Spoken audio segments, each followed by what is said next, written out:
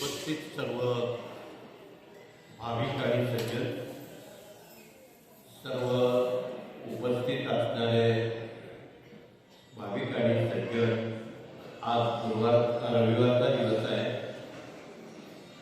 आज 25 जानेवारी माघ शुद्ध सप्तमी, सूर्यनारायणांचा उत्सव मकर संक्रांतीपासून तर रथसप्तमीपर्यंत या कालावधीला सूर्य नवरात्र म्हणतात। म्हणून आपण सर्वांनी सूर्यनारायणांचा आपल्या नित्यसेवेत जो मंत्र आहे, ओम घृणी सूर्य आदित्य श्री, हा मंत्र आपण रोज किमान एक माळ तरी करावा। आज स्वयंरोजगार व महिला सक्षमीकरण मेळावा नाशिक येथे बळी मंदिराजवळ आयोजित केलेला आहे आणि वधूवर परिचय मेळावा देखील आयोजित केलेला आहे। यामध्ये अपेक्षित उपेक्षित, त्यानंतर परित्यक्ता विधवा विधूर यांचे देखील परिचय मेळावे आजपासून पुढे 3 दिवस आयोजित केलेले आहेत आणि त्याला उत्तम प्रतिसाद लाभत आहे। म्हणून ज्यांना शक्य आहे त्यांनी त्या उपक्रमाला हजेरी लावावी। उद्या प्रजासत्ताक दिनानिमित्तानं राज्यात, देशात आणि गावामध्ये भारत मातेचं अनन्यसाधारण महत्त्व आणि या देशावर आसमानी संकट येऊ नये, सुलतानी संकट येऊ नये म्हणून काही दशकांपासून आपण भारत मातेला आणि स्वामी महाराजांना अभिवादन करून श्री स्वामी चरित्र सारामृत आणि दुर्गा सप्तशती याचे मोठ्या प्रमाणात उद्या वैयक्तिक सामुदायिक स्तरावर पारायण करणार आहोत। या देशाचं सौभाग्य अबाधित राहावं, या देशावर परसत्ता किंवा परकीय सत्तेचा उपद्रव होऊ नये, यासाठी हा कृतसंकल्प आपण करत आहोत। आणि गेली अनेक दशकं करत असताना आपण एक संकल्प केलेला होता, 100 कोटी पाठ श्री दुर्गा सप्तशती, श्री स्वामी चरित्र सारामृत आणि भगवान शिवाचं रुद्र, यापैकी आपण आजच्या मितीला या 26 सालात 92 कोटी पाठ श्री दुर्गा सप्तशती या ग्रंथाचे आज तागायत पूर्ण केलेले आहेत। उर्वरित राहिलेले पाठ अजून ग्रहपाठ अपूर्ण आहेत। तेवढेच पाठ स्वामी चरित्र आणि रुद्राचे झालेले आहेत। अभ्यासक्रम थोडासा अपूर्ण राहिलेला आहे, तो जर आपण सर्वांनी पूर्ण केला तर आपल्या वैयक्तिक जीवनामध्ये कुठलीही समस्या निर्माण होणार नाही अशी गॅरंटी आहे। म्हणून कृपया आपण या सेवेचं नियोजन करावं। या कार्यात जेवढे सेवेकरी आहेत, केंद्राचं, तालुक्याचं, जिल्ह्याचं कामकाज बघणारे सक्षम प्रतिनिधी आहेत, यांनी सर्वांपर्यंत हे स्वामी चरित्र दाखवतात याचे रोज 3 अध्याय क्रमशः वाचावे। 11 माळा स्वामींचा जप करावा। श्री दुर्गा सप्तशती या ग्रंथाचं पूर्ण पारायण करावं। अशी वर्षभरात कमीत कमी 100 पारायणं आपण जर केली, एका वर्षात 100 पारायणं स्वामी चरित्र, सप्तशती आणि रुद्र हे सुलभपणे होऊ शकतं, कारण एक पारायण करायला 1 तास पुरेसा। म्हणून तुम्ही दिवसभराच्या 24 तासातला 1 तास या सेवेत दिला तर तुम्हाला पेपर घेऊन कुठलीही वैयक्तिक समस्या मांडण्याची जरूर स्वामी पडू देणार नाही. म्हणून आपण सहानुभूतीपूर्वक हा सांगावा, सर्वांपर्यंत कृपया पाठवावा, सांगावा आणि त्याला सेवेकरी म्हणून त्याला जोडण्याचा प्रयत्न करावा. त्याला आहार विहार आचार विचार याविषयी थोडंसं मार्गदर्शन करावं. सर्वांना शाकाहारी राहण्याचा आपण सल्ला द्यावा. सातत्यानं या बाबतीवर आपण विचारविनिमय करावा आणि ज्यांना एवढंही शक्य नाही त्यांनी रोज जर श्री स्वामी समर्थ जपाचं लिखाण केलं आणि वर्षभरात 12 लक्ष जप जो कोणी करेल त्याला तर अजिबात कुठल्याच समस्या स्वामी येऊ देणार नाही. म्हणून पुण्या मुंबई सारख्या महानगरात गेल्या 6 महिन्यात असंख्य भाविकांनी सेवेकऱ्यांनी ही कास धरलेली आहे. त्यांची कामं पूर्णत्वाला गेलेली आहे आणि त्यांना खूप चांगल्या अनुभूती आलेल्या आहेत. म्हणून आपणही स्वामींचा जप लिहून पूर्ण करावा. 12 लक्ष जप जर पूर्ण केला तर मागे आपल्याला म्हणून बघावं लागणार. आणि लिहिलेला जप तुम्ही म्हणाल तो काय करायचा, तो आपण सवडीने गुरुपीठ त्र्यंबकेश्वरला घेऊन यावा. तिथून आपण तो दत्तपीठांवर लिहिलेला जप पाठवणार आहोत. ही पद्धत दक्षिण भारतात अनादी कालापासून आहे. मग ते गाणगापूर असो, वाडी असो, पेठापूर असो, पुरवपूर असो, ही जी दत्तपीठं आहेत त्या दत्तपीठांमध्ये काही दशकांपासून स्वामींचा दरबार कार्यरत झालेला आहे. तिथे होणाऱ्या त्रिकाल आरत्या असतील, दैनंदिन सेवा असतील, दरबारचे उपक्रम असतील, तथा रोज होणारं हजारो लोकांना अन्नदान असेल. दत्तक्षेत्रामध्ये अन्नदानाला विशेष महत्व आहे. म्हणून गाणगापूरला सुद्धा प्राचीन कालापासून अन्नदान करण्याची पद्धत आहे. गाणगापूर रहिवासी प्रत्येकी रोज 5 लोकांना तरी अन्न म्हणजे जेवू घालतात किंवा पादुकही मागितली जाते. ही प्रथापूर्व परंपरा आहे. ही दत्तपीठाला अभिप्रेत आहे. म्हणून आपण सवडीनं केव्हा तरी वर्षातून एकदा आपण गाणगापूरला जाऊ, पिठापूरला जाऊ. वाडी ही दत्त महाराजांची राजधानी आहे, त्या ठिकाणी जाऊ. या सर्व दत्तपीठांवर हे उपक्रम सातत्यानं भाविक आणि सेवेकरी करत असतात. कृपया आपणही ती अनुभूती जाणून घ्यावी आणि त्या ठिकाणी एक दिवसीय श्री गुरुचरित्र पारायण सोहळ्याचं आयोजन सुद्धा केलं जातं. म्हणून त्यातही आपण सहानुभूतीपूर्वक सहभाग घेणाऱ्यांना निश्चितपणे चांगली अनुभूती यात सोबत नाही. म्हणून आपल्या लक्षात असू द्यावं म्हणून हे सांगण्याचं प्रयोजन.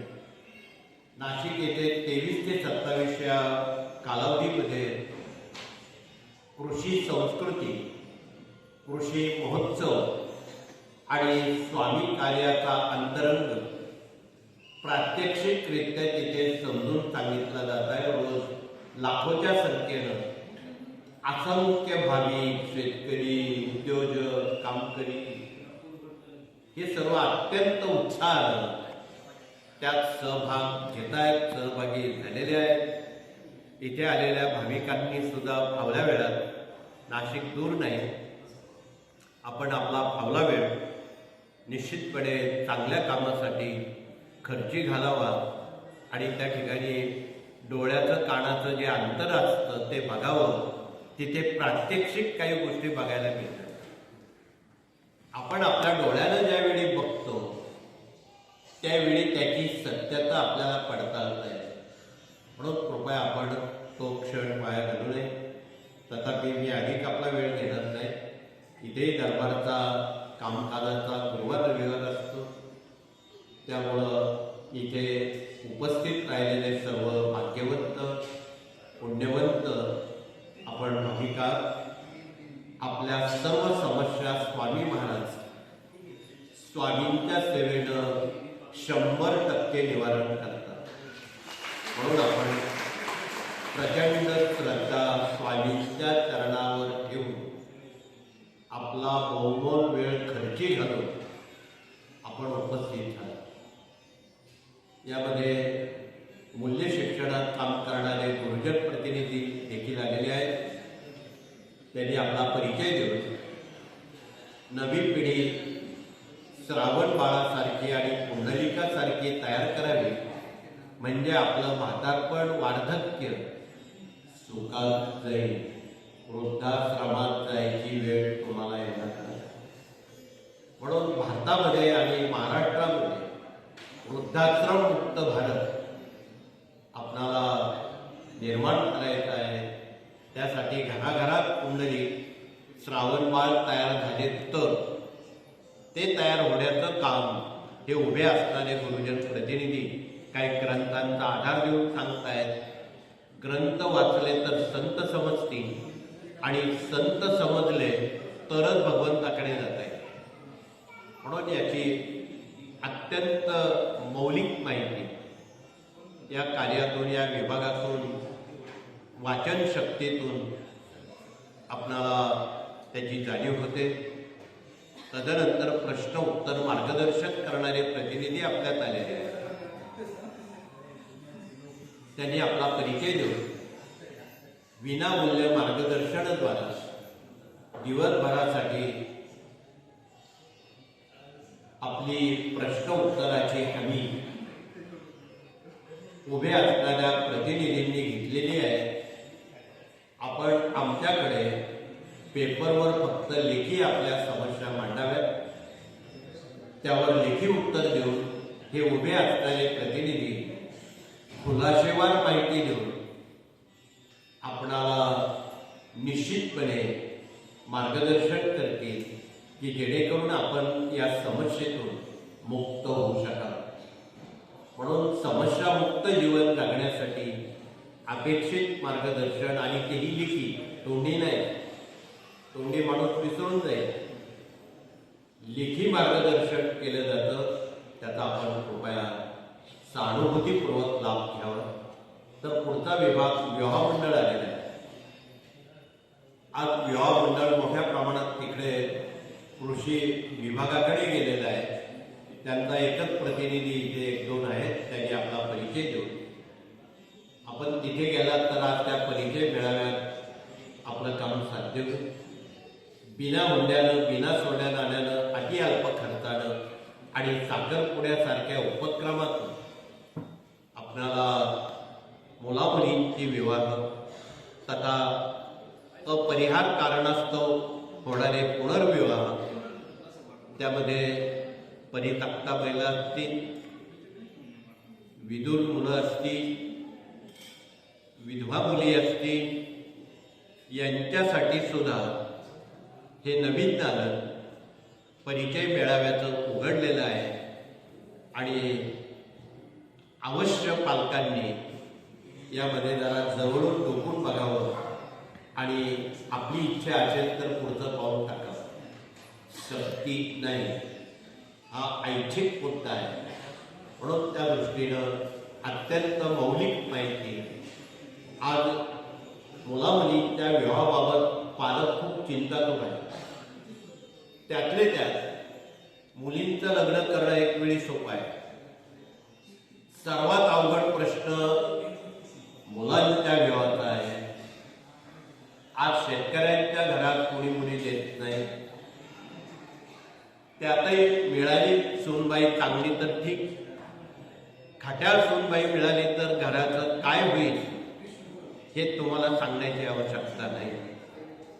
म्हणून आपल्याला कळकळीचं निवेदन आहे की ऋणानुबंधित विवाह जर आपण केले तर आयुष्यात किंतु परंतु मागे बघण्याची वेळ येणार नाही. कारण गेल्या 80 वर्षात या कार्यातून आज तागायत एकही घटस्फोट फारकती झालेल्या नाहीत.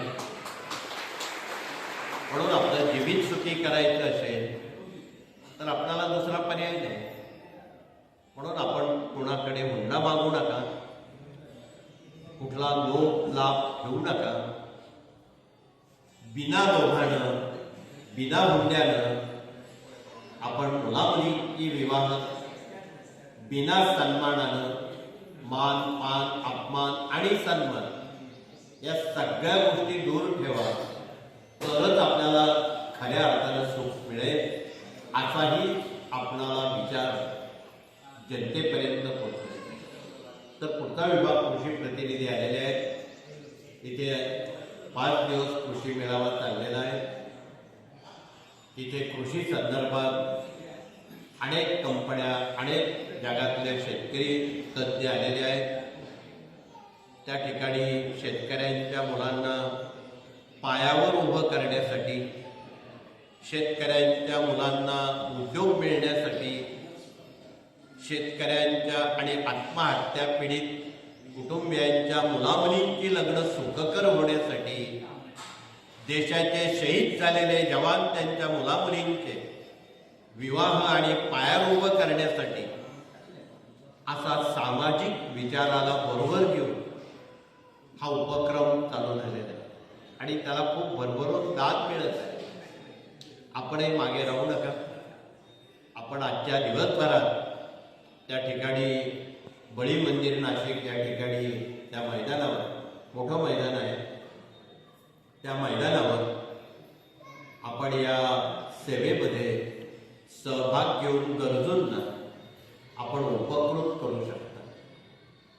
पुढचा विभाग या ठिकाणी डॉक्टर लोक काही असाध्य आजाराचा दावा घेऊन आलेले आहेत. त्यांनी त्या औषधांचा परिचय देऊन इथे प्रति गुरुवार रविवारी दवाखाना नाही, हा हे आध्यात्मिक केंद्र आहे, परंतु शेवटची भेट म्हणून किमान कमीत कमी 100 रुग्ण तरी कॅन्सरचे आहेत, कमीत कमी.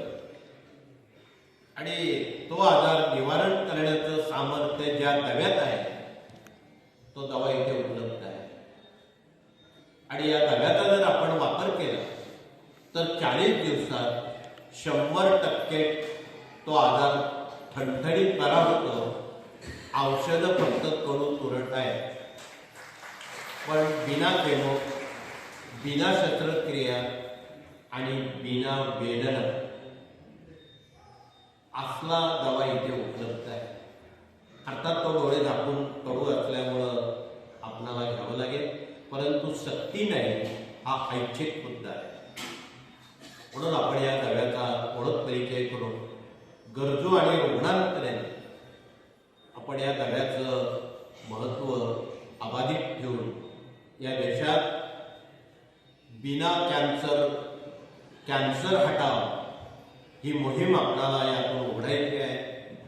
आणि त्यांना दुःखमुक्त, चिंतामुक्त आपल्याला या दव्याच्या माध्यमातून करायचं आहे. हे सर्वांपर्यंत कृपया सांगावं, हे कळकळीचं आव्हान आहे. यासाठीच आपण श्री क्षेत्र त्र्यंबकेश्वरी परमपूज्य मोरेदादा हॉस्पिटल त्यासाठी उभं करतोय. आगामी येणाऱ्या कुंभापूर्वी त्यातला काही भाग चालू करतोय, कारण जगातून आणि देशातून कोट्यावधी भाविक, संत, महंत आणि भाविक त्र्यंबक आणि नाशिकला येणार.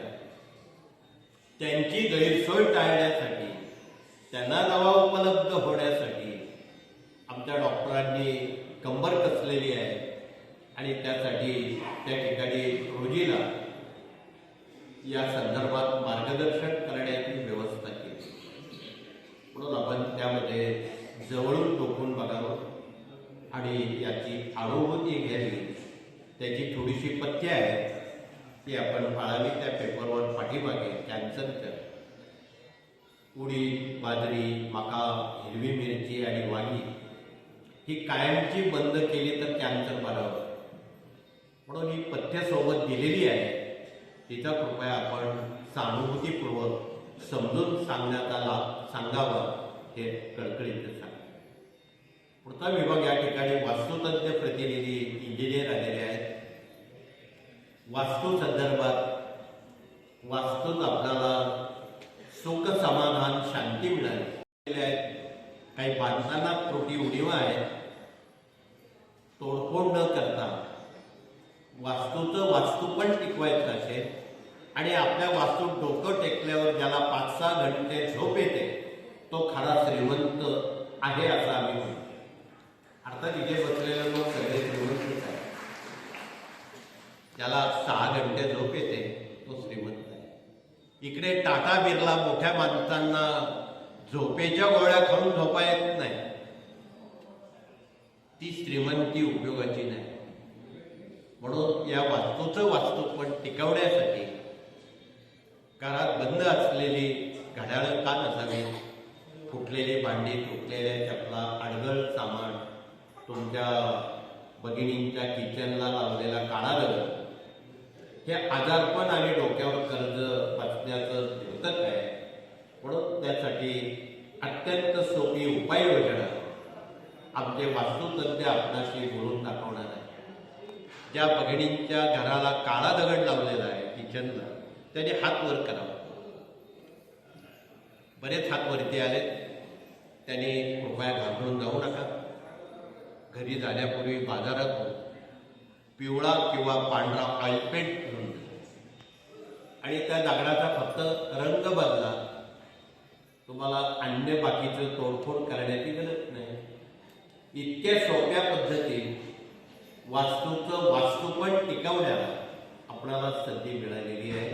म्हणून अधिक माहिती दिवसभरासाठी आमचे प्रतिनिधी आपल्याशी संबोधित करतील. तर पुढचा विभाग या ठिकाणी वकील आणि न्यायमूर्ती कायदेशीर सल्लागार आलेले आहेत आणि या बरेच काही आपल्या गावात केंद्र निर्मिती व्हावी म्हणून काही आयोजकांनी आपल्या गावात केंद्र असावं, आपल्या गावात व्यसनबंदी व्हावी, आपल्या गावात चांगली शाकाहारी माणसं, निर्व्यसनी माणसं तयार व्हावी असं प्रत्येकालाच वाटतं. ते साध्य होण्यासाठी त्याला लागणारी जी काही कागदपत्र आहेत, माती तपासण्यापासून तर जागेची पूर्ण माहिती निर्विवाद असेल तर आमचे कायदेशीर सल्लागार त्यांना मार्गदर्शन करतील आणि त्या गावात एक चांगली आदर्श पिढी, चांगली निर्व्यसनी पिढी त्या दिशेनं प्रवास करतील. त्यांचं भलं होईल. या पद्धतीनं आपण ते मार्गदर्शन त्यांना करणार आहे. ज्यांना केंद्राविषयी मार्गदर्शन हवं आहे ते उभे आहेत, त्यांच्याशी आपण संवाद साधा. तर पुढचा विभाग प्रशासकीय कामकाज आणि प्रशिक्षण प्रतिनिधींचे स्वयंरोजगार प्रतिनिधी, पर्यावरणपूरक प्रतिनिधी, पशु गोवंश प्रतिनिधी, माहिती तंत्रज्ञान प्रतिनिधी, युवा प्रबोधन प्रतिनिधी, वेद विज्ञान संशोधन प्रतिनिधी, देश विदेश अभियान प्रतिनिधी, दुर्ग अभियान प्रतिनिधी, यांत्रिकी प्रतिनिधी, हे 8ही प्रतिनिधी प्रातिनिधिक स्वरूपात आलेले आहेत. म्हणजे या कार्यातून काय काय कामं जनतेपर्यंत पोचवली जातात हे सर्वांना सांगता आलं पाहिजे. तरच जनतेला कळेल की स्वामी कार्यातून काय काय कामं विनामूल्य जनतेपर्यंत केली जातात. म्हणून आपण सहानुभूतीपूर्वक आपण यातले सर्वजण सदस्य आहात, सेवेकरी आहात आणि इतरांना आपण सेवेकरी बनवावं हाही संदेश आपल्याला यातून द्यायचा. म्हणून हा एक वादळी ध्वज आहे.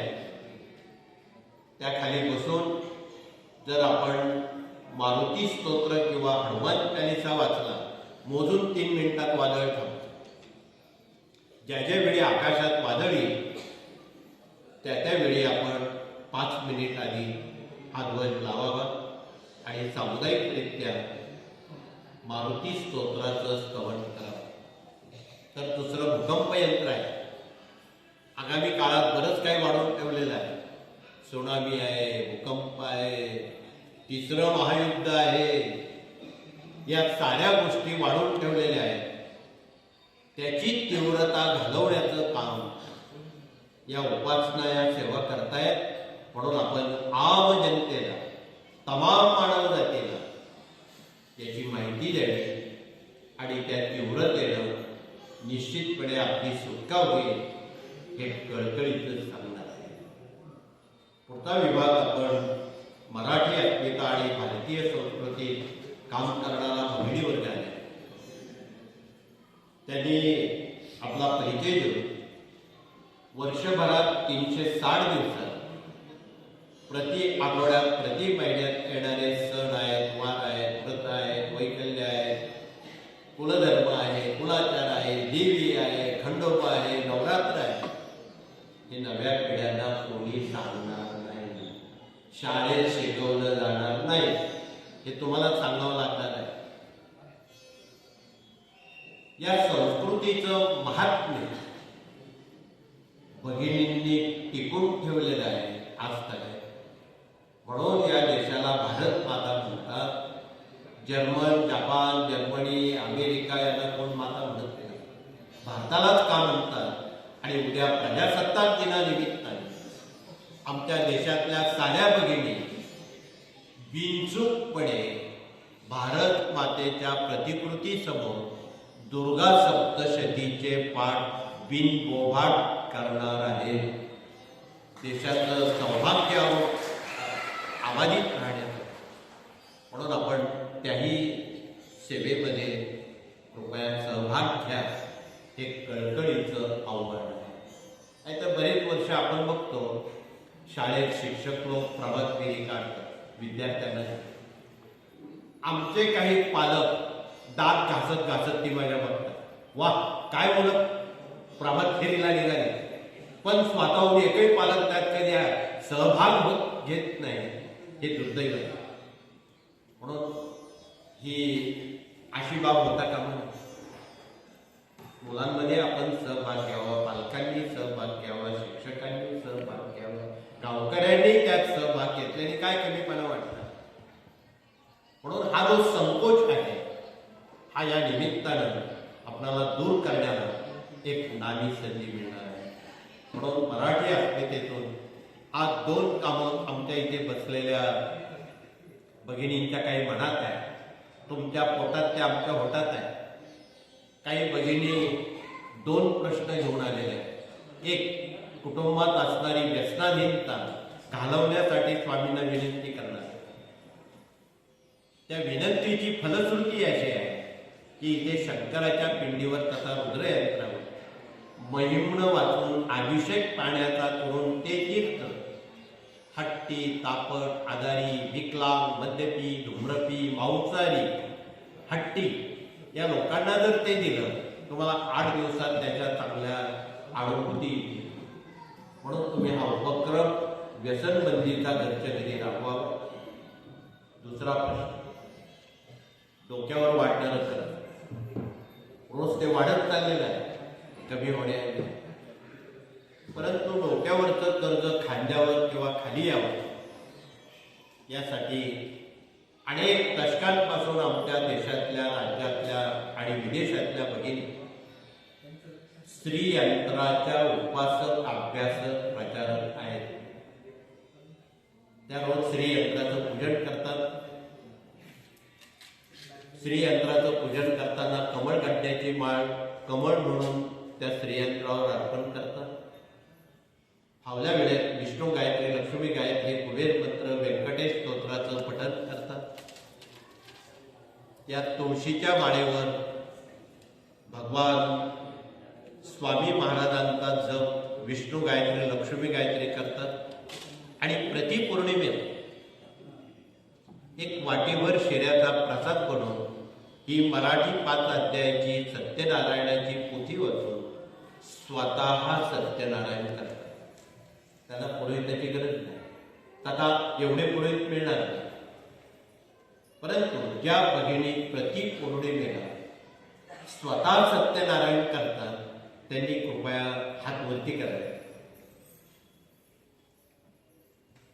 धन्यवाद. बरेच हात वरती आलेले आहेत, पण तुमचे हात जे वरती आहेत आणि शेजारी हात खाली आहेत त्या भगिनींना कोण सांगेल.